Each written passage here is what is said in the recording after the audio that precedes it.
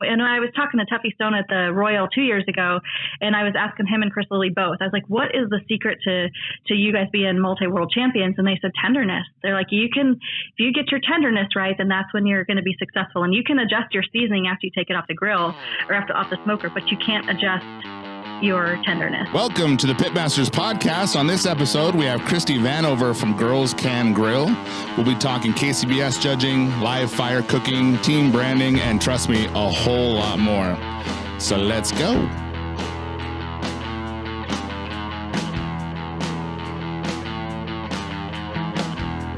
All right, guys, you may ask yourself, even though I'm currently listening to the podcast, where else can I listen to this podcast?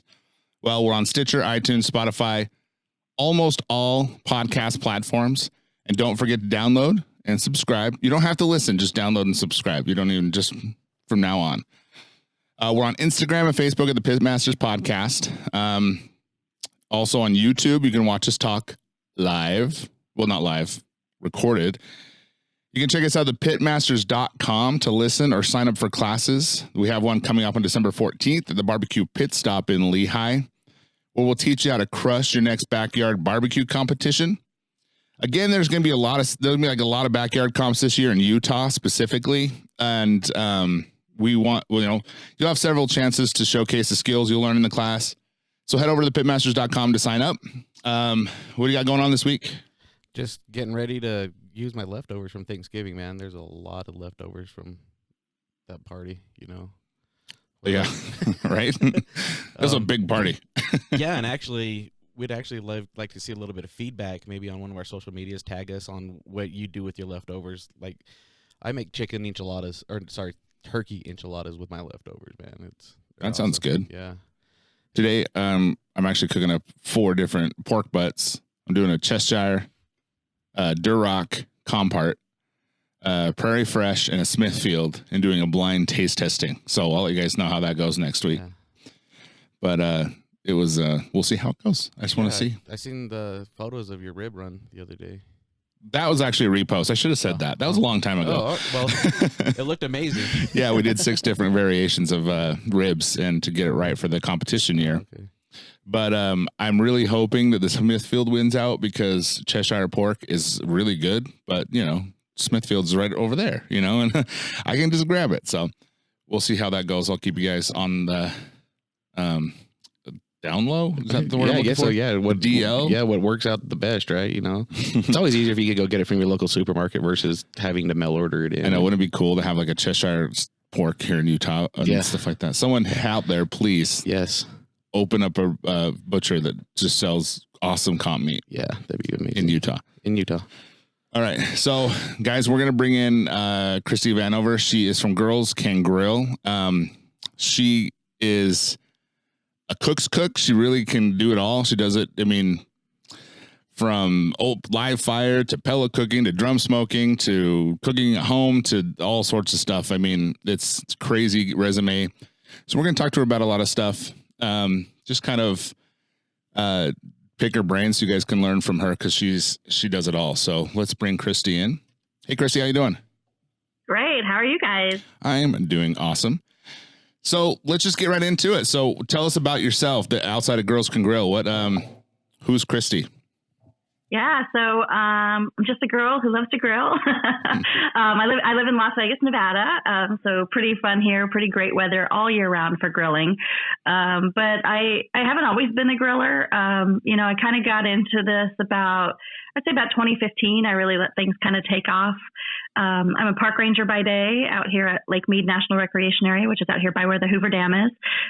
So all day, I'm at work, but then when I get home on weeknights and weekends, I'm really firing things up. To start things off, I used to just cook on my gas grill all the time. And then I really started to appreciate the love of live fire and started cooking with charcoal and wood more. And then my repertoire of grills and my experience just changed a lot. Even pellet grills, I just experiment with a lot of things. And I was introduced to the world of food sport back in, I think it was about 2012, when the World Food Championships was hosted here in Las Vegas. I ran a different blog that was just really general. And by year 3 of that competition, I was doing hamburgers and hot dogs and sandwiches. And one of my friends said, you really need to find your niche. You need to find what you're passionate about. Everybody out there's got a blog about just food in general. And that's when I kind of dug deep into myself and realized that grilling was really, really what I was passionate about. So that was when I launched Girls Can Grill, was 2015. And then I think I started barbecue competitions in 2016. That's awesome. So I have a question about your park ranger job. It just clicked in my head. When you're out, just cruising around, you see people out there with their grills and everything like that. Have you ever just been like, man, they're doing it wrong, and wanted to like help them out? I wish I got outdoors as much as like the park ranger name like says. I work in the office, so I do. Okay. I do public relations for the national park. That's kind of my background in life. So yeah, I don't get out there a lot, but they have had me do a couple grill classes at the campgrounds, which has been really awesome because just to teach people some of that stuff has been cool. That'd be cool. It'd be like the best class setting ever. Yeah.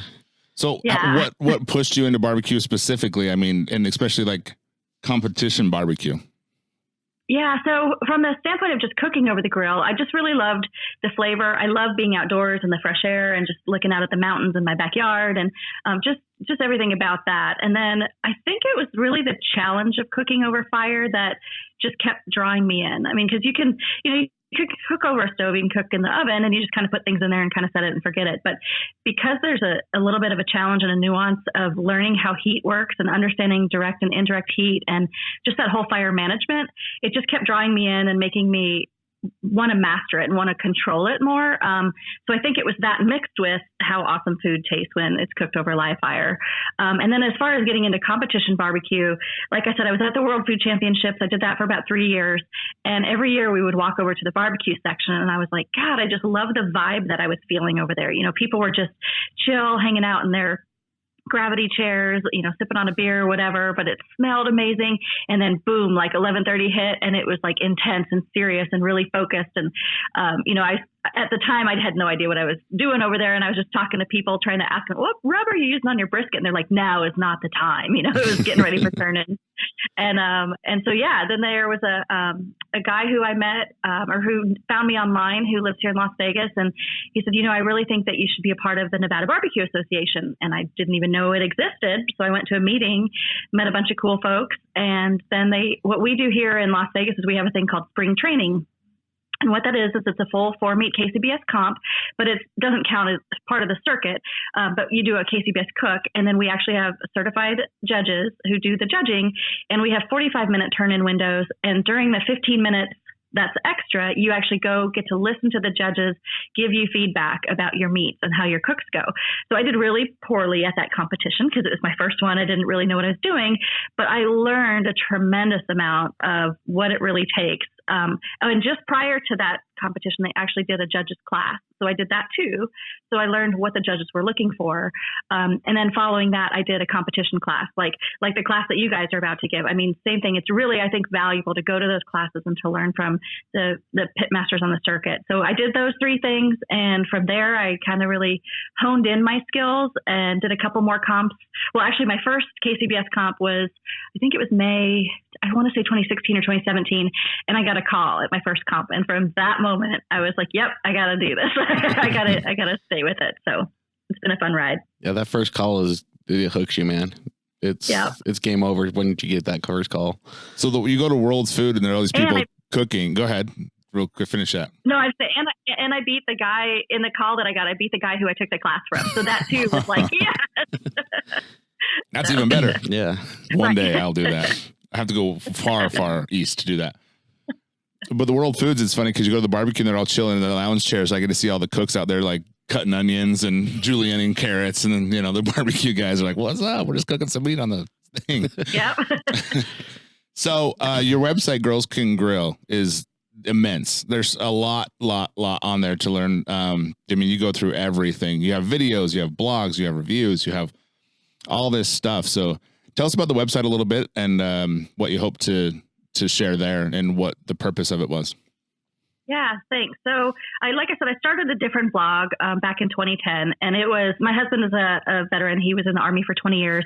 And so it was focused on good food from a well-traveled Army wife. We lived all over the world. We lived in Belgium, Korea, traveled all over the place. So a lot of my recipes were internationally focused, but I kept realizing that I kept cooking everything on a grill. So my recipes kept being kind of grill focused. And like I said, my friend earlier said I needed to find my niche. So that's when I moved into the grilling realm of focus for my website. I called it Girls Can Grill because it was really more for me to kind of tell me that I could do this. Like, hey girl, you got this, you can do this. Cause there would be many times where I'd go to a family get together, a family party, and I would try to take the tongs and they were like, no, we got this, we can do it. And so it was just kind of a personal cheerleader of myself. It was just be like, no, girls can do this. I can really get into this. So anyway, so I transitioned some of my recipes from my old blog into this blog, got them all posted on there. And then as I've just evolved as a griller and as a fire cook, I've kind of come up with new recipes focused on those things. So I've got a whole section on competition barbecue where I break down trimming meats, seasoning meats, boxing meats, some other behind the scenes stuff that's important for competition barbecue. And then I've got some other stuff that's kind of focused on campfire cooking and some live fire cooking. And like you said, I do product reviews all the time. Grill companies are reaching out to me and looking for my perspective. And I really, when I do grill reviews, really try to go step by step, all the way from how do you assemble this thing to what's the first thing that would be good to cook on it, and some of the nuances that I learn as I cook on the different grills. So yeah, I try to make it really versatile to the beginner cook, to the girls who used to be like me, or guys who are like, I really want to grill, but I don't know what I'm doing. So I try to have some basics, but then I elevate it all the way up to the competition folks or even the new people who are trying to think, should I get into this? Yeah, and there's basically want something for everybody. That's what I say. Like the other day, I was watching a video and you did. I'm not going to pronounce the name. It's a German meat, and you had a spit. And my wife said, "Of course, you're going to get a spit now. You're going to get." So I mean, you got. Yeah, and so it's like a little bit of everything. I mean, it's a lot of information there. So I mean, you're right. It's the new person that's coming in, but it's someone who's, has cooked for a long time that can really get a lot from it. So it's a really cool website. Yeah. And it's good to know where you can go and actually get a full review on a grill that you're looking at. It's very difficult when you're coming into it. Like, what kind of grill should I buy, and invest into? Because when I first got into it, I just went to the local Sportsman's Warehouse and picked out an offset and rocked with it for a while. But then I started looking into grills. I was like, dude, I have a lot of airspace, a lot of leakage.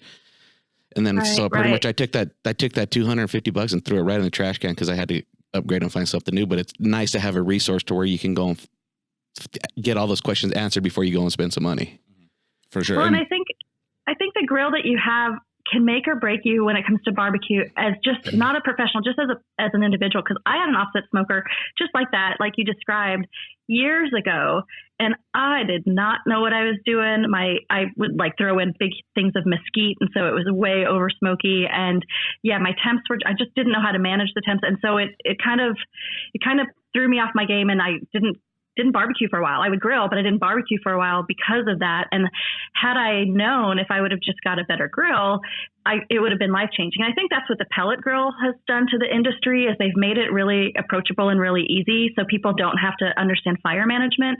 They can just set it and forget it pretty much. And I love that about pellet grills, because then once people get hooked on that, just like I got hooked on a gas grill, then they become more curious, and then they want to adventure out into other types of grill and even live fire cooking. Yeah. I was going to say, I lost my train of thought. Well, yeah, that happens sometimes. No, but like she said, the pellet grills is a great intro to get anybody cooking. And then after that, if they enjoy what they're doing, they kind of step off to the side and like, wait a second, there's more to this than just throwing meat on the hot grill. Yeah. And it's great. But I was also saying like the some of the stuff you like review or even things like generators, which actually stuck because I'm looking for one. Yeah. So I was like reading about your generator stuff. So it's like everything there. Yeah. So you have a big following on Instagram, all this other stuff. I mean, you're killing that way. So I kind of wanted to take a little bit from you if I could and talk about the branding of, I want to specifically talk about barbecue teams though, like competition teams. So when I first started going, I was like, well, I just need a sticker. So that's it. And we were called True Grit Barbecue back then because I'm a huge Western movie fan, and that's my favorite Western. So, and book. Cool. And so, but that didn't really set with me as far as like, well, what else can I do if this moves on into something? and we're not gonna be like True Grit Barbecue Restaurant, you know, that's weird. So, you know, Salt City Barbecue was born out of that, and just kind of an attempt to be branding and stuff like, and you know. But what would you suggest someone? Because I see this a lot. I get this question asked a lot. Hey, I'm just going to get into the competition barbecue world. How did you get your sticker? How did you come up with this and all that? And I don't really have a lot to say, but you have a blog post on your on your website that kind of goes into this. So I was kind of hoping that you can kind of riff on that for a minute. Yeah, for sure. So my background is in branding and marketing and public relations. So when I started my business, it was really because, you know, I've been doing it for the federal government for many years, for the Army, for the National Park Service. And one day I was like, boy, I should take these skills that I've learned over my life and kind of invest them in something that I'm really, really passionate about personally. And so that's when I put them into my other website and then now into Girls Can Grill. And so the blog post really kind of talks about the behind the scenes of how my mind works when it comes to branding and strategy. And so the first thing that I would recommend for a team that's starting out is definitely think about your team name first. And it's more than just picking a fun, cool name that you guys decide over drinking some beers. Really need to go more in depth than that. I don't recommend picking a name that has only one meat category in it, because then that makes you kind of like if you're like a pig something barbecue team, then are you ever going to get a cow sponsor, you know, a beef sponsor? Or if you, likewise, if you choose chicken, are you ever going to get a pork sponsor? So be a little bit, non-specific, I would recommend when it comes to meat. When you pick your team name, immediately make sure that all of the social media handles and the .com are available, because your goal in the end is to be successful. And don't think of where you are now. Oh, it doesn't really matter if I have a .com. You know, 5 years from now, you might have your own restaurant or your own spice blend or your own who knows what. And you want to be able to already have that .com and make sure that nobody else has taken it, you know, already. Same thing with the social media handles. It's really important that all of your social media handles are the same thing. Sometimes people have an underscore when they're on Instagram, and then they have their name together when they're on Twitter. But when people, the consumer, the people who are following you, they're not going to remember your 5 different versions of your Instagram, Facebook, and Twitter handle. So for me, I got girlscangrill.com, and then I got Girls Can Grill across all platforms. So once you know what you think you want your team name to be, in addition to finding all of those, you also need to go to the KCBS website, because if another team's registered as that team name, you're not going to be able to grab that unless you alter it and like add your state after it or some numbers or something. And that's not really that cool. So yeah, just look at those multiple locations as far as social.coms and then the KCBS site. Then once you get that, think about your logo. There's a lot of things out there where you can just have a logo designed online. You can go on the cheap and somebody will throw a flame next to your name and call it a day. You can go cartoony. That's something that a lot of barbecue teams like to do. There's a guy out there, and on my blog post, I've got links to all of these locations, but there's a guy out there who does like different cartoons with, you know, chickens and pigs and cows that are kind of fun for people. Or if you really, really want to invest, you can go with hiring like a local advertising firm and having them design a logo for you, or even working with a university, and there might be some design students who would be interested in helping.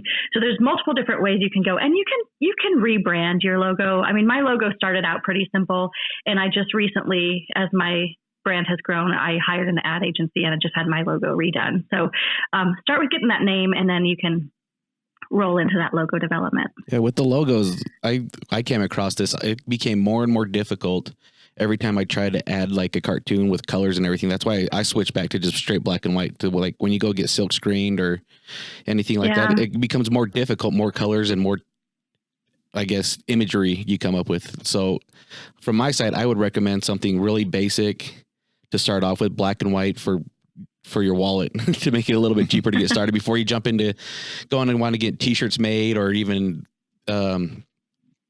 just your like banners and everything like that. It makes it more difficult, but the colors you add to it.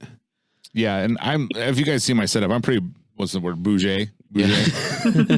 I'm really into imaging, and I've always been. So something you talked about with getting a banner and making your table and just drilling holes in it so the grommets fit perfectly. So instead of what we do, and this sucks, I'm sorry, everyone, you need to learn this. Don't duct tape your banner to your white Lifetime tables. Because if you think that comp after comp after comp juice is going to come out. Those will not. We were in Wendover for the Wild West Shootout in Wendover, Nevada competition, and we were trying to get them on, and now I cannot get that slime off the table, so I had to get rid of it. That was a really cool idea, but bannering and stuff like that, is that what do you suggest for a banner? Like if someone wants to go get a banner, are those expensive, or those how do you get those?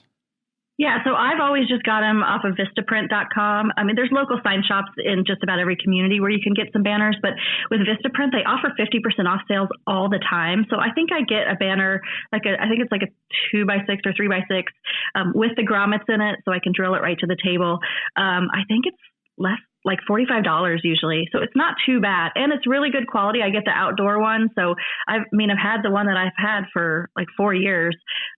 So yeah, it holds up really well. And you can do all the design on there. You can just pop your logo on there. You can pop your Instagram handle or your website on there. You can, add the logos for the social media handles that you're on so people can find you, or anything else that you want to say.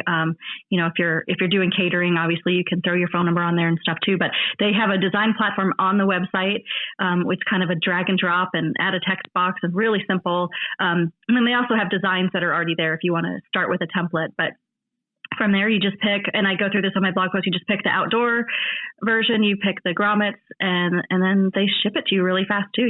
You get it usually in about less than a week. And one thing I want to talk about too is I have a little bin now that we love to put stickers on, and people will give us their stickers and we'll put it on, and it doesn't last the ride home. So where are you getting your stickers where they actually stick to something and don't fall off after one comp? Yep. I did that too. I was so embarrassed. I mailed out all my first round of stickers. I was so excited. And then I would see people on Instagram, and then mine was looking so sad next to everybody else's. And eventually the rain washed it off. So now I use Sticker Mule.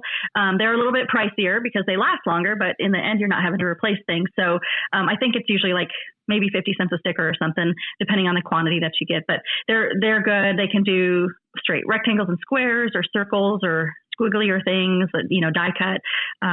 So yeah, they've been really good. Yeah, with Sticker Mule, and they offer discounts all the time too. I was gonna say they offer weekly discounts. Like one week it's a magnet, next is buttons. Like literally $20 is all you need to be able to get into their promotional items once a week. And it's and I like the magnet option too, because some people don't want to put their stickers on things. So if you give them a magnet, then they don't feel quite as committed. But usually once they stick it, they leave it. So yeah, Rusty knows about that. Yeah, I have one on the back of my Jeep. It says smoking, no joke. I thought it was a sticker, but it's just a magnet. So yeah, I put it on there just in case you wanted to move it. I tossed it. Oh no, literally tossed it. Well, we'll have to put another one on there. It's my neighbor's dog toy. Wow, it's early in the morning. Yeah, it is. Dog toy, whatever. Yeah. So Easy Up. Do you do anything with that as far as like 10x10s and? Yeah, I started with a 10x10. I definitely went that route before I got my trailer. One advice that I would give for you, like I thought it was really cool. All my colors are orange, and I thought it'd be really cool to have an orange 10x10. And photography is really important to me, from just sharing my whole grilling and barbecuing experience as part of what, even when I compete, it's what it's about. Is I share my successes and my failures. So when I was taking pictures under the orange tent, my food looked horrible because it just had this orange hue to it. And I was really disappointed. Even the turn-in box, which is white, looked orange. So I ditched that, gave that to somebody. And so I recommend, if you're going with 10x10, if photography is important to you, go with a black or a white tent, because that's going to give you more neutral color so that your meat really pops on top of that garnish. Again, if photography is important to you. If it's not, then that's fine. But hopefully when you get into the competition world and you get into this grilling space, that you are thinking long-term. Like I said, you are maybe thinking about restaurant or spices or catering. So photography is something that would be beneficial for you. People ask me that all the time about my Instagram following and what I'm doing. And it takes a lot of work. There's a lot that goes into it, but it's those little things like making sure I'm not shooting photos under an orange tent. Cool. Yeah, those are huge too, to get the right one. Like Easy Up's a really good one. When we first started in the backyard competitions, we bought one from I can't remember where, but I mean, it buckled under the first wind. Yeah. Luckily we were next to a team that would, they could fix anything. There are guys like, I think they were fixing their car during the comp, and that's just how. So they rigged up, they had it tied down. I mean, it was crazy. So ever since I got an Easy Up, I haven't had that problem. So make sure the quality is important on that stuff. So yeah. So the box stores, they sell decent ones. There's nothing wrong with them. But like Rusty said, the first windstorm, they always buckle. It's worth going. Even the ones that you see at like Costco or Sam's Club, they're made out of steel versus the aluminum. Mm-hmm. It's worth the extra $100 to get one of the better ones. Yeah. And especially how much you take it up and down and move it around. I think you cook better when you look good. Yeah, you know what I'm saying? I say that. I've been saying that for years. You look good, you cook good. Because you have to. Yep. Because you have to. You don't got no choice at that point. So speaking of branding, your rig setup is super cool. Your trailer, everything you got going on looks really, really intimidating, by the way, and really neat. So run us through your how you set up in a competition. What do you have and all that fun stuff? Sure. So I've evolved over the past 3 or 4 years. Like I said, started with the Easy Up and just pulling out some folding tables. Then I started using a travel trailer that we had that was just our family travel trailer. It had this little teeny sink inside of it, no branding on it or anything. And then I started seeing all these patio trailers and different stuff on the circuit. And I was looking around for something that I wanted, and I couldn't quite find everything combined in one. And one thing that was important to me was actually a restroom. Being a girl, maybe that makes things a little different. Don't really dig the porta pots, and I'd like to take a shower every now and then. So I couldn't find a barbecue trailer that had a shower in it or that had a bed in it. So I found this place down in Mesa, Arizona called Dune Sport, and they do custom trailers, and they focus on travel trailers and toy haulers, but not barbecue. They hadn't done a barbecue trailer before, but everything that you can have done is custom, and they don't nickel and dime you. It's really cool. They start with the basic shell, and then they give you basically some cabinets and a sink and a microwave and the bathroom and a drop down bed. So the bed, it's electric. It goes up and down. So when you don't need it, it's all the way at the top, so you can slide your grills or your four-wheeler or whatever inside the trailer. But what's really cool is that, like, it originally had 2 jackknife couches, and I said, okay, I want to take out this jackknife couch, and on that whole wall, I want it to be an 8-foot Corian counter with a gas stovetop. And that was no problem. They give me the money back for the couch they took out, and then just charge me for what the cabinets and counters are. And then in the front section, where it originally was the sink and oven, I said, I really want a 4-bin sink here. So when the Nevada Health District comes in and they said I have to have my 3 bins and my hand wash station, I just want all that in my trailer. I don't want to do that out of buckets anymore.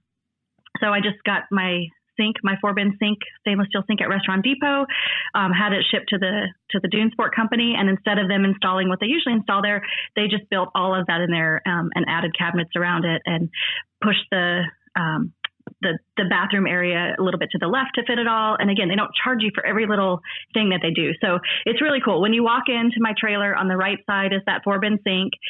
Straight ahead is the door to the full shower and toilet and kind of linen closet thing. And then on the left side of the trailer as you're walking in, that's where that whole 8-foot counter is, with a 2-foot opening where I can put my Cambro. And then on the right side is my 9 cubic foot refrigerator, another little counter where my mother-in-law can do the boxes, build the boxes, along with that jackknife couch. And then straight up above is that bed that drops down that I was talking about. And then the whole back door flips down, and I can slide in my 3 Hunsaker drums and tie them all down inside. And then I got it branded out with stickers all over now. Yeah, it looks really cool. Yeah, that sounds awesome. That bed. That's crazy. Rusty, you're not going to be able to sleep even in a trailer like that. That's true. People walking by screaming, yelling. The wind picks up a little bit. Like, what? Who's there? You need your own separate trailer that is soundproof just for you to sleep. That's true. It would have to be hella soundproof, though. Yeah. So you have this intense trailer. Let's talk about what cookers you are taking to comps. Yeah, so I've been using Hunsaker drums. So drum smokers are really big on the circuit now, at least in the West Coast. I haven't done that many comps, out east or anything. But so people are using Gateways, or they're using Hunsakers, or I know you guys have some. So it's drums are just really reliable. I usually cook I'm usually at like 275.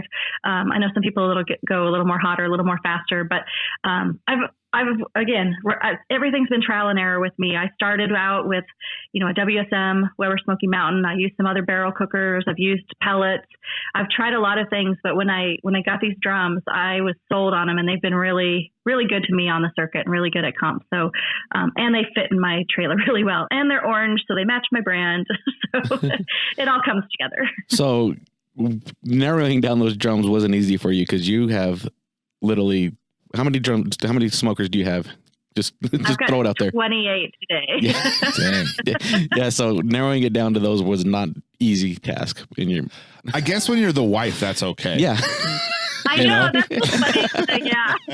Because as a husband, I can't be like, honey, I need a Jambo, like, yeah. Right. But as a wife, so I got a Jambo. Okay, babe. All right. Right. I know. I see those posts on social media all the time where they're like, honey, can I get another grill? And I'm like, yeah, my husband doesn't care because, well, I'm paying for it out of my business, obviously, too. But, right. Or I'm getting them donated to write reviews and things like that, too. But yeah, no issues here. So those Hunsaker's, let's talk about those. What makes them different from any other drum? Yeah, so a couple things. So most drums, they're going to have the charcoal basket in the bottom, which these do as well.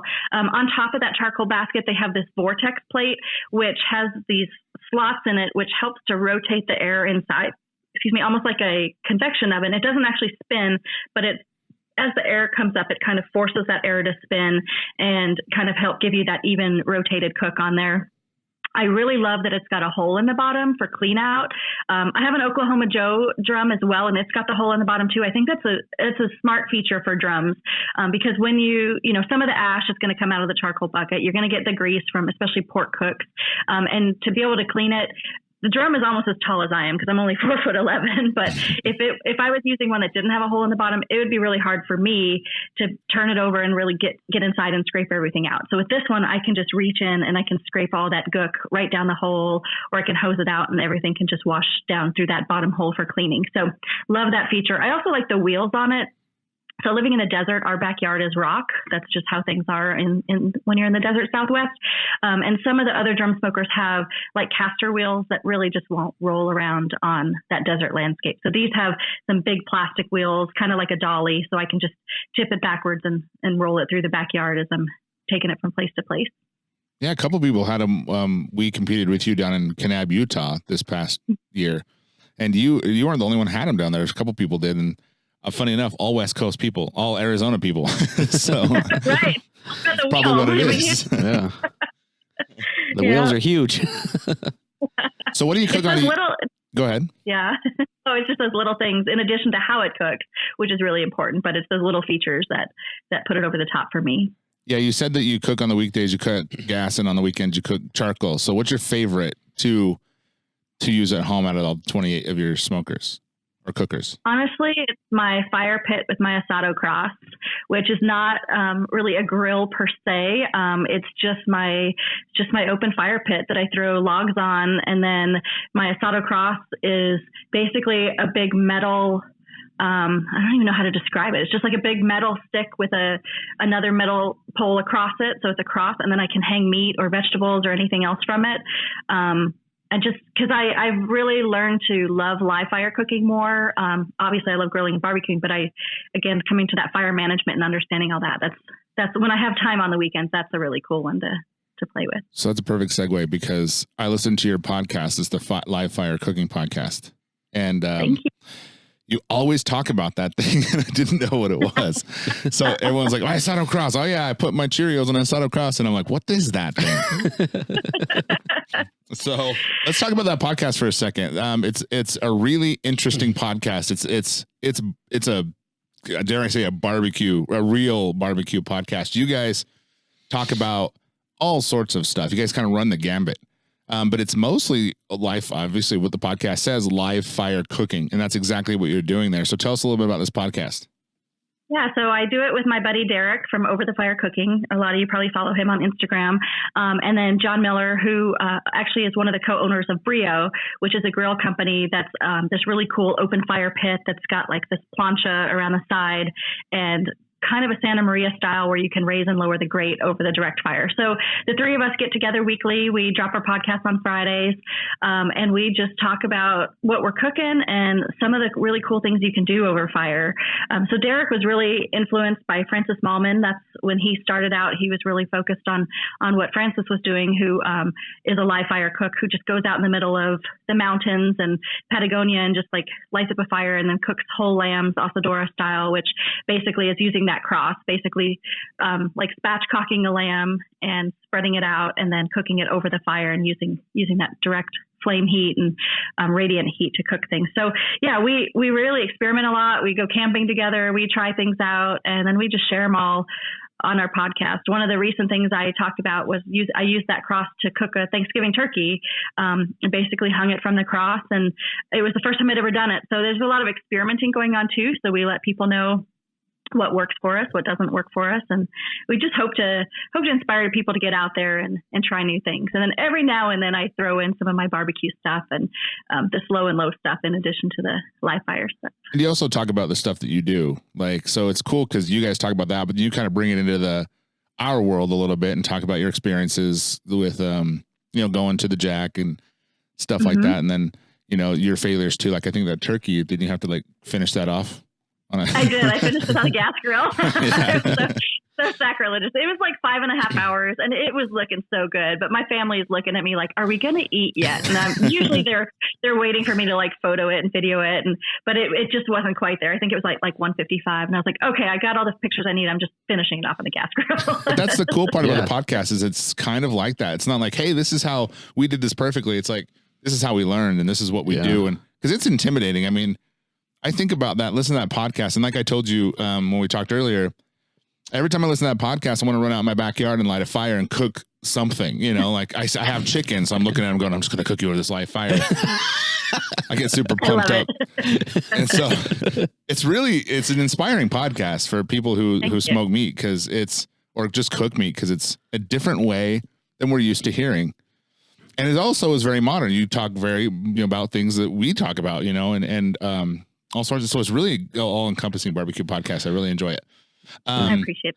Yeah. Well, speaking of learning and experience, what's the most valuable thing you've ever learned about competition barbecue? I've learned how important consistency is. So it's a little easier, although still a challenge, to get that one call in one meat category and to do really well in that. But it's more challenging to get a consistent cook. So you can actually not get 4 calls, not get a call in every category, but still do well overall if you have consistency. I've had those times where I've been in the top 10 in 1 or even 2 meats, and then I don't get an overall call, and I'm like, what's going on? And then I realize it's because I tanked in brisket. Oh, great, I was 40th place in brisket. That's awesome, but I got first in chicken. Okay, so it's really important to figure out that consistency, and it's hard to do. There's not really any secret magic method to it other than practice. Take some of those competition classes to see what other people are doing. Think about the flavor profiles that the judges are going to like, not so much what you love, especially when it comes to spicy. I like spicy things. I cooked in Vista, California. I did the chicken that I always do, that I've gotten first on a couple times, and it tanked there. I think I got 30 something. And I was like, what's going on? I cook it exactly like I do every time. And I talked to some of the local California teams and they said, oh no, California chicken has to be sweet. They don't do spicy chicken here. And I was like, oh, well, I had no idea. So do a little bit of research if you're traveling out of your normal area as to what the flavor profiles are. I think that can help you. Nice. And then with consistency, you're using your thermopan too, right? Yeah, definitely use a thermopan. So let's talk about chicken for a second. So full disclosure, when I first started out, there was a video that dropped and it was yours and it was a chicken trimming video.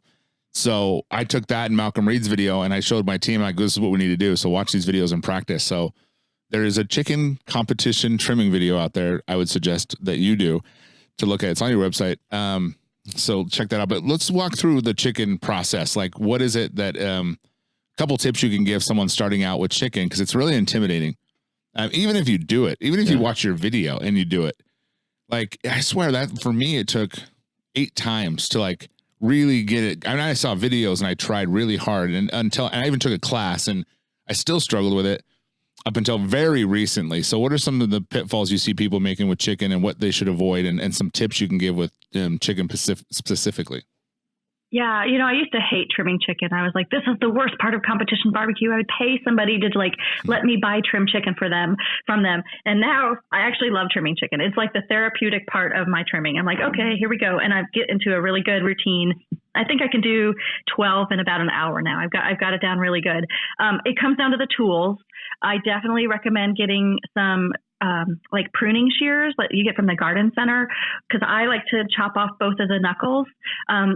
A lot of people do it with a knife. I'm just too short and don't have the muscle strength to push down and break on it. So the shears just work for me great every time. It's really important to have a nice sharp boning or fillet knife. What I do is I do take the skin off and I do scrape it all. Some people don't scrape anymore. Some people just jacquard, but I find that I prefer, when I judge competitions too, I prefer the ones that are really thin skin, as more than just bite through. I like that skin that's really thin. So I do lay it with the skin side down, fat side up, use that blade at about a 45-degree angle and scrape all that excess fat off of it. And then inside, it's just important to have a nice clean inside. There's a vein in there that you want to take out. You want to chop off. I chop off the knuckles because I don't like when the knuckles, once you cook it, when the chicken is cooked, it can tend to shrink and then the knuckles will stick out the sides. And so I cut both of the ends off so that it just looks nice and like a little pillow instead of having those little knobs of knuckles out. And then, I just trim out any other fat globules that are inside of there because you don't want the judge to take that bite. So then I shape them up, and if they look nice and, like I said, like a little soft pillow, then I know they're good. You're probably going to have to buy extra size because no doubt every time you're going to get a little runt in the pack. You think, okay, I'm just going to buy a 10-pack and that'll be good for me. And then 2 of them are little teeny guys. So you're going to need to buy more chicken and then make sure that they all look pretty even so that when you actually do your box, you've got 6 to 8 good, even sized chicken thighs to put in there. Do you inject or do you brine? I actually don't do either. I've tried both methods and I just do my rubs. I do my rubs the night before and I let them sit actually in the fridge uncovered. And then I do a little bit more rub in the morning, and it really all comes down for my cook and to the butter bath. That's where it gets a lot of its moisture. Oh, that makes sense. Yeah. So just curious with the whole rub thing. I rub under the skin and then dust on the top, and also on the backside. How do you apply your rub to your chicken? You also pour 4 cups of MSG on it too. Hey, I love that stuff. Actually, I sent Rusty a picture of me buying some yesterday. I open it up. I take the skins off and I put them skin side down, fat side up, and then I open the thighs to where it's bone side up, and I do a light season on all of that. Let it sit about 15 minutes. Flip everything back over and do a light season again. Let it sit, and then I kind of reassemble everything. So I'm getting inside and out and under the skin and on top. Have you ever tried legs before? I have not, but they've been really popular in the circuit, and they seem a whole lot easier because you don't have to do all that trimming. And I've tasted a few that people have turned in, and they're really delicious. I think, especially if you're just starting out and the thigh intimidates you, I think that's a good alternative. My tip on the leg, they're actually not as easy, I feel like, because once you pull, I wouldn't know. I have never done. Well, I guess it depends on which side you go with. I guess I'm thinking more like the lollipop styles. When you push it down, you have those tendons.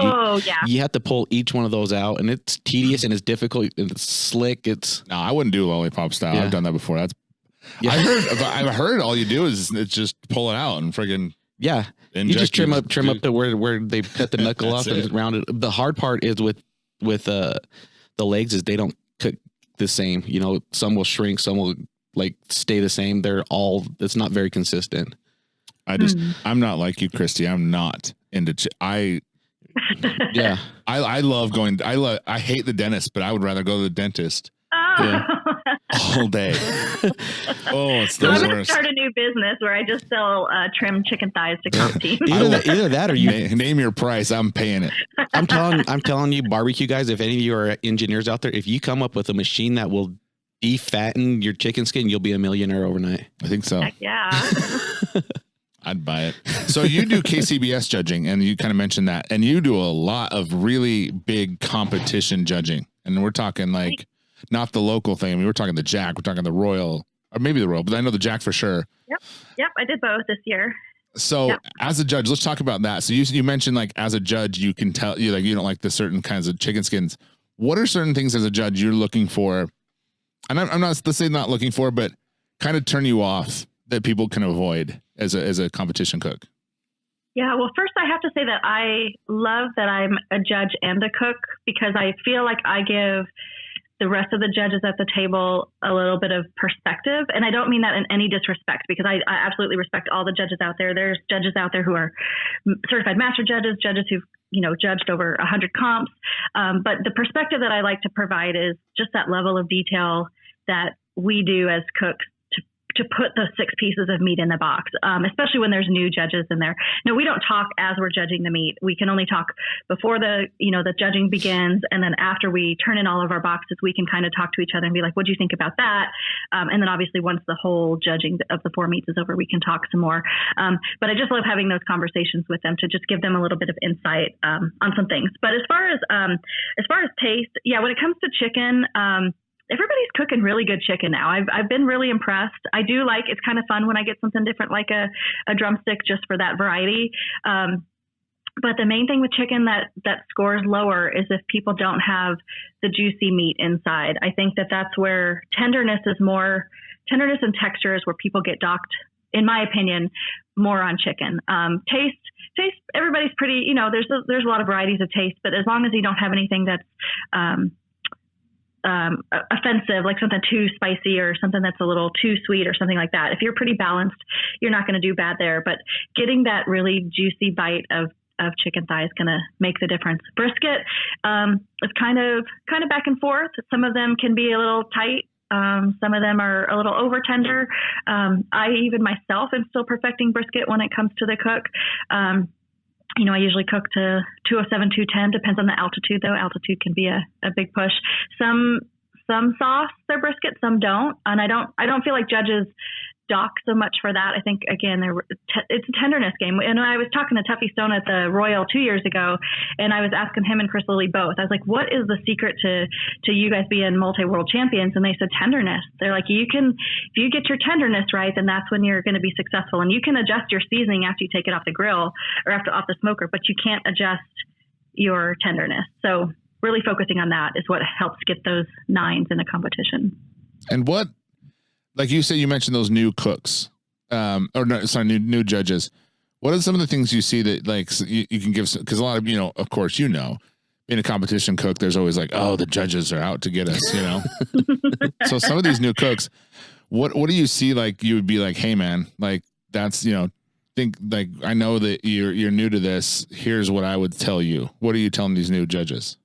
I usually tell them to start every bite with a 9.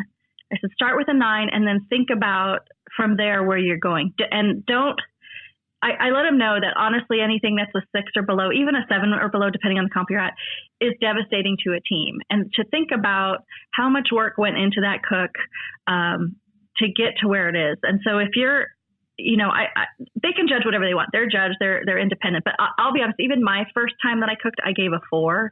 And the table captain came up to me. It wasn't a KCBS comp. It was just a backyard comp. But he came up to me. He's like, whoa, you gave a 4? He's like, you're allowed to, but we don't really give 4s. And I said, well, I'm sorry. It tasted like lighter fluid. It was, I couldn't even take another bite. And I actually had to spit out it was that. So it, in my opinion, I still defend that 4. But now that I've been a cook more, I'm like, oh my gosh, if I got a 4, I'd like walk away and be like, okay, what am I doing here? And even at the Royal, I was on the tram ride back to the cars, and this guy was telling me that he gave somebody a 2, and I was like, oh my God, that team has to be just so shattered. So I just kind of talked to the new judges about, start at a 9. And that instead of starting at a 0 and working your way up, or a 1 and working your way up, start at that 9 and work your way down. And just, again, remember everything that goes into it. And in the end, it's probably one of the best pieces of barbecue you've ever had in your life. Mm-hmm. So is it really like a 6 or a 5? Probably not. And so, whether that makes a difference or not, I don't know. But I've had my share of 6s and 7s when I was starting out. And I know how rough those can be. So yeah, especially probably being a judge, your first comp, your first meat's chicken. I bet that has to be super intimidating in KCBS. Like, I have never done a KCBS. I've done backyards, but I can't imagine sitting at that table your first time. You're going through the process and you have your first piece of chicken. I don't know how it's scored, but I feel like most judges are really super critical of that very first piece. They are 100%. Yeah. I remember being in California judging a contest, and I hate to say this, but it was my first judging, but it was chicken. It was the very first, and I bit into it and it was great. But then you're starting thinking like, do I give this a 9 out the gate? And that was, and then, so I gave it an 8 on taste. And I ate the rest. I'm like, that was one of the best chickens I ever put in my mouth. I gave it an 8. I felt terrible. So I called the table captain over. I'm like, I need to change this. And like, well, we can't. You okay? Right. And they talk and they kind of gave me crap about it, but they changed it. I said, I actually wanted to change it and so I made up a story. We got it back to a 9, but it was bad. And I have to, and that was before I was a cook. Now that I'm a cook, I hate to say this, but I'm actually harsher because but I'm good at the same time. Like I'll go to a contest and I'll be like, oh, okay, I get this. I'm not as critical as I was, but at the same time, I'll never give a 7, rarely. So I'm saying I'm giving 8s more often than I used to. How's that? So, but it's just because I know, I would like, no, that's not going to hit and different things like that. So, yeah. But you also know, like if you bite into a chicken thigh and you can't break through that skin, I mean, I'm gonna give a 7 or 6 on that because I know that as a cook, you need to know that. You need to know how important it is to have that bite through skin.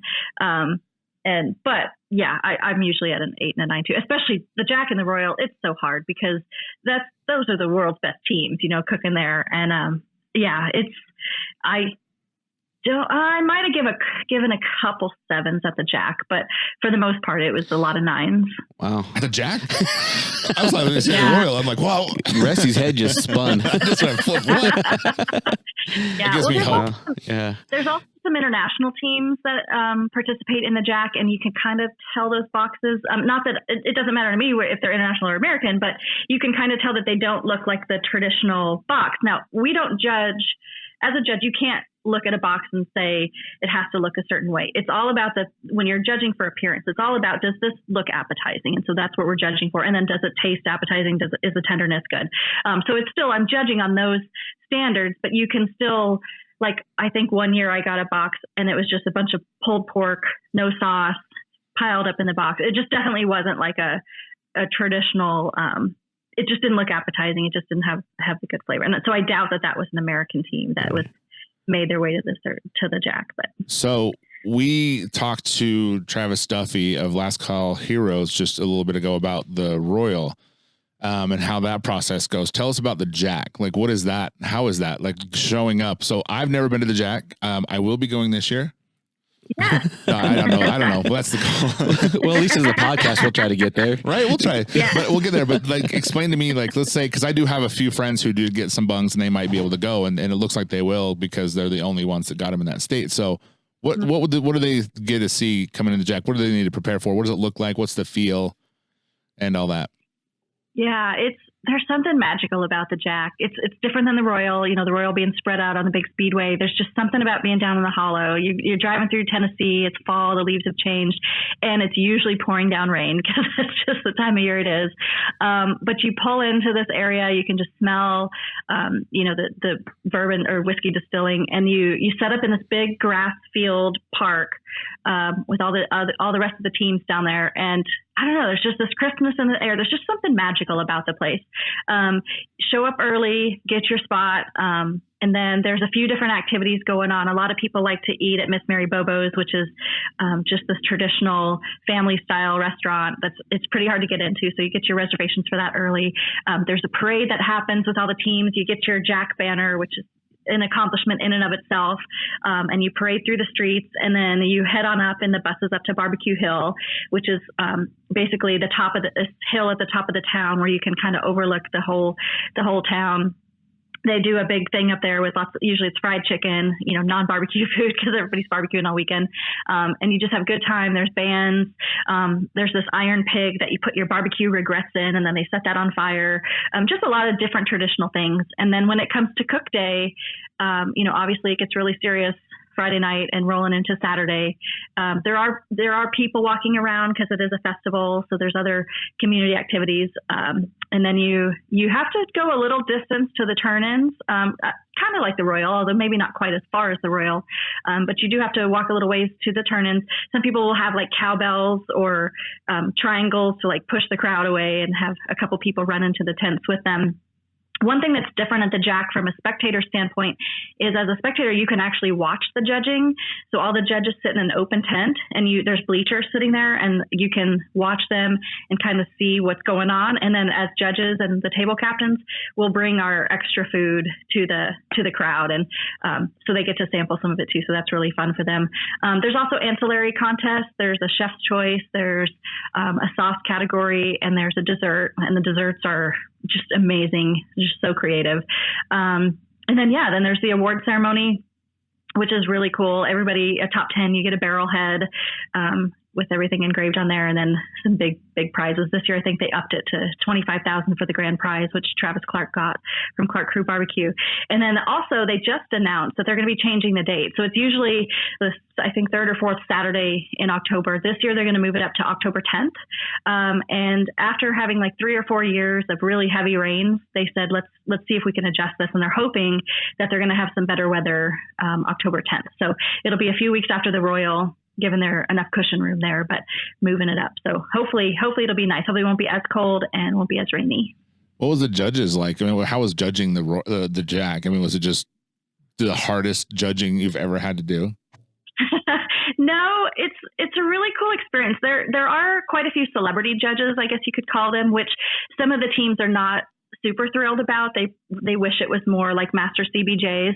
But some of the judges had never judged before actually, and they get invited to judge and take their class the day before, and then they judge. And so these world championship competitors are like, boy, I wish it was more like a Master CBJ. But inside the tent are multiple Barbecue Hall of Famers.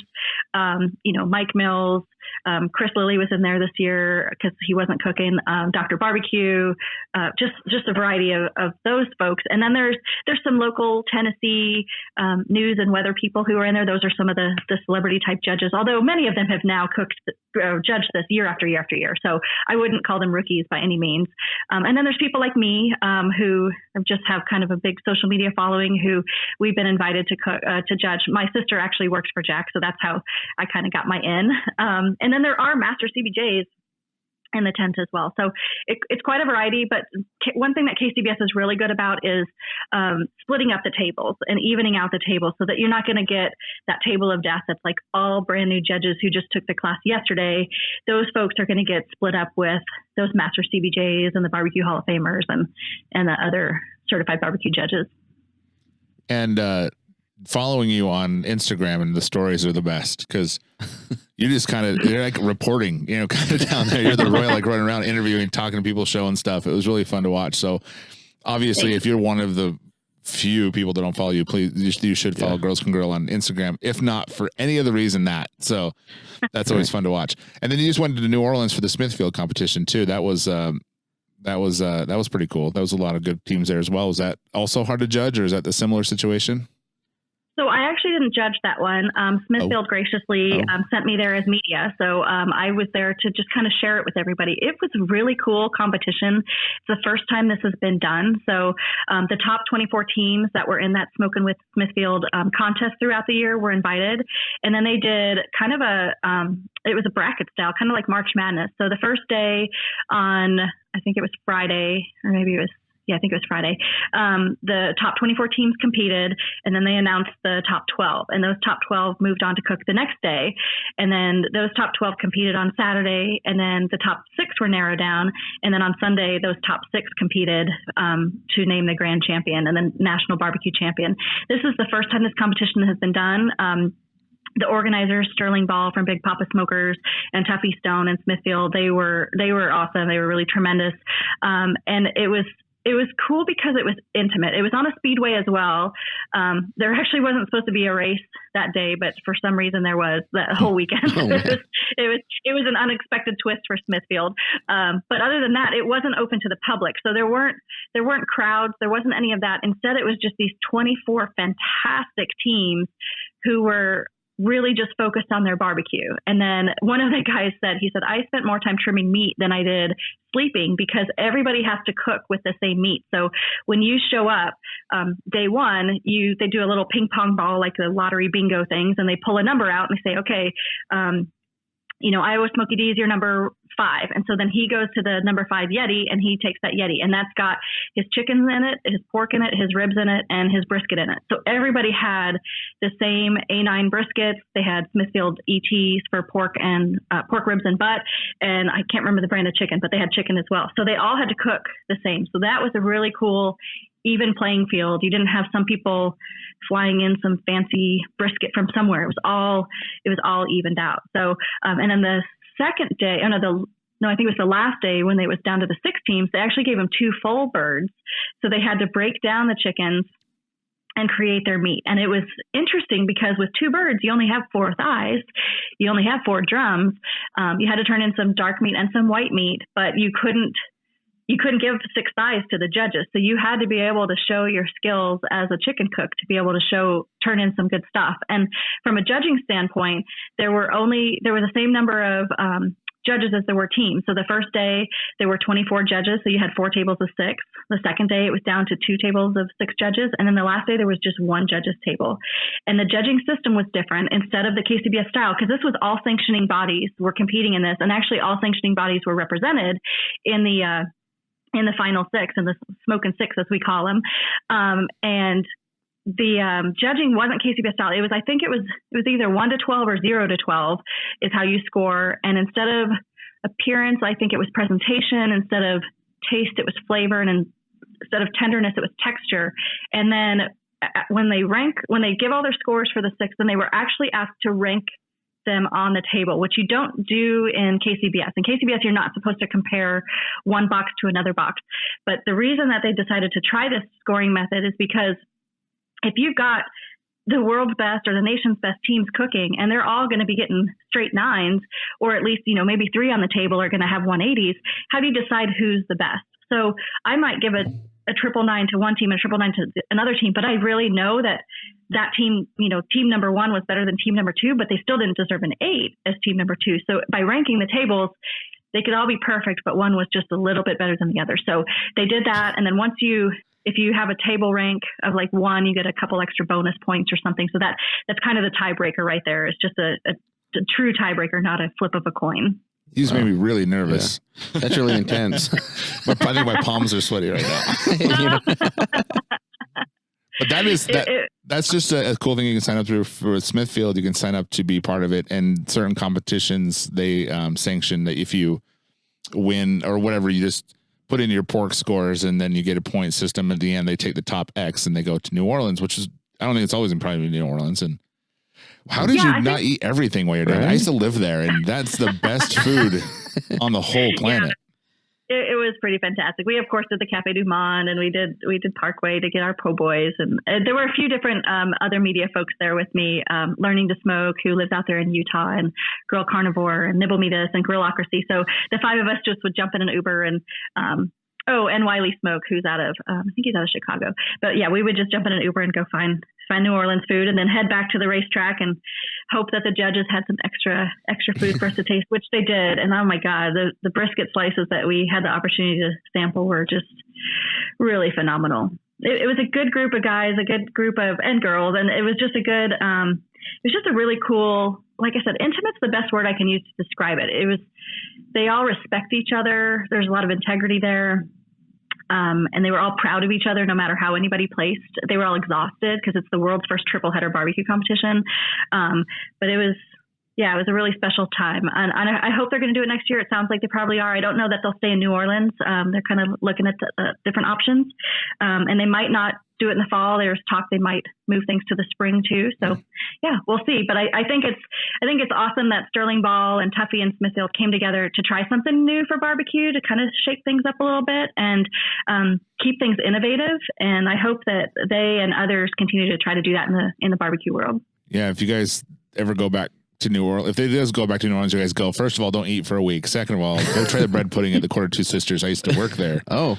And we used to pay the lady $5 cash to give us, so we'd be on shift and we couldn't eat. So we'd have to go over to her, give her $5, which is more than the bread pudding. And we'd be able to eat it because it's literally the best. Even better than Commander's Palace. So try the Quarter Two Sisters bread pudding. That's my tip. Nice. Should have talked to you before I went. Yeah, I got all the tips. I used to, oh man, wow. I miss it. Oh man. So what advice would you give to a new competition team? I would say hang in there. Don't get discouraged. Don't take things personally if you don't get a call the first couple times. It's really challenging. And the people out there, are everybody's trying hard. Everybody is working the hardest that they can, turning in the best meat that they can. And if you do get a call your first time, that's awesome. So just do this because you love it. Do this because of the barbecue family. The people that you're going to meet on the circuit will become your lifelong friends. But also do your research. Don't show up to a competition thinking I cooked the best ribs in the backyard and I got this, because then you're going to be disappointed. And then that's when you're going to have your personal feelings hurt. Like, wait a minute, all my friends and family tell me that my ribs are great. I don't know what's going on here. Competition barbecue, what we turn in is so different from what we're cooking in the backyard. Ribs, as an example, should not be fall off the bone. If they fall off the bone, you're going to get maybe a 7 on tenderness, maybe an 8, but probably a 7 on tenderness. Whereas in the backyard, your family's going to eat it up and they're going to love it. So what we turn in to the judges is different. And I don't know why that is. Honestly, I don't know how judging has evolved to the food tasting a little bit different than it does at a restaurant or it does in the backyard, but it is what it is. So do your research. Please feel free to go to my website, girlscangrill.com. I've got lots of tips on there. Take some of those classes, talk to people on the circuit, and even see if a team will let you cook with them or at least shadow with them before you jump into your first comp. Because when you do, it's expensive. I'll just throw that right out there. It's expensive to buy the same quality meat that people are cooking with. A lot of the teams who are getting their name called are using either A9 Wagyu briskets or Snake River Farms briskets, and those are a couple $100 a pop. So if you show up with a choice brisket from Sam's Club, unless you're a really, really phenomenal cook, it's going to be hard to get your name called against those guys. So I don't know. I'm kind of throwing a lot of stuff out there, but just hang in there and make friends with people. And the barbecue community is fun. We don't hold all our secrets tight to our hip. We actually like to share a little bit here and there and help each other out and lift everybody. Yeah, for sure. It's a cool community. Like I said, I mean, just when we met you in, like I said, Kanab, Utah, we were waiting for a while. So we're just chatting it up. And I met so many people that day just hanging out and people coming up, hey, you know, this, and that's where I got the A9 brisket was from Tom Glenn. He's like, hey, the A9 brisket. And people are more than willing to share everything and talk to you and answer your questions. And I know I do. And your website as well basically goes through every single meat. So if you do have any questions, one of the websites I only know of that one that can really go through brisket, pork, ribs, all of that. So that's definitely a good source. Anywhere else people can find you besides girlscangrill.com? Everywhere on social at Girls Can Grill, you can definitely find me there. And that's where you'll see some of those behind the scenes in my Instagram stories of some of the fun stuff I'm doing. And yeah, those are the main places. Nice. And then what about your podcast? Are you on all platforms as well? Yes. Yeah. So yeah, Live Fire Cooking Podcast. Like I said, we drop on Fridays. All platforms, all the Spotify and all that good stuff. And make sure you're driving when you listen to that podcast so you're not tempted to cook your animals. So. I look at my cat differently. I'm like, hey. And it's only like 30 minutes. We keep it pretty really short. Keep it pretty fun. So yeah, you should have enough time to at least try it once, and then you'll be hooked hopefully, and then download it and subscribe. It's a great podcast. Yeah. Really cool stuff. Teaches you a lot of different things that you're not like focused on in these days in barbecue, and kind of brings us back too. So it's really cool. So I'd highly recommend it. Well, Christie, we really appreciate you coming on and taking the time to talk with us today. Is there anything you got going on as far as competition goes? Do you do any more contests this year, or you done for the season? I do. I've got a competition December 27th. I'll be down in Phoenix. There's a stampede there. I'm going to be up in your neck of the woods, up in Utah, January 3rd.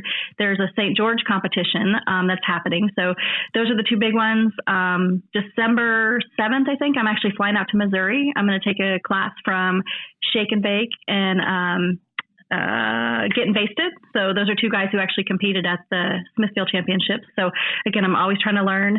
And then one thing I'd love to plug is December 1st through December 12th on my Instagram, I am doing a 12 Days of Christmas giveaway. And I've got thousands of dollars of stuff that I'm giving away, including meat, spices, thermopens, and 3 grills. Day 1 through 11, there'll be 1 prize each day. And then day 12, the grand prize winner gets all 11 of those prizes combined. Wow. So Heck it's going to be huge. Well, I watch your stuff anyway, so it's fine. I will be at that in December as well, and I will be in St. George. Oh, So we'll be competing. I will, however, can I ask you not to go to the class before all that? Would that be unreasonable? You can ask. Okay, just my suggestion, maybe. Just tell me what flight you're on. I might, I don't know, call and say, hey. Just kidding. Well, you can't get away with that in St. George. I'll be down there as well. Yeah. Well, awesome. It was great talking to you, and hopefully we get to see you really soon and chat some more. All right, sounds good. Thanks, guys. All right, see ya.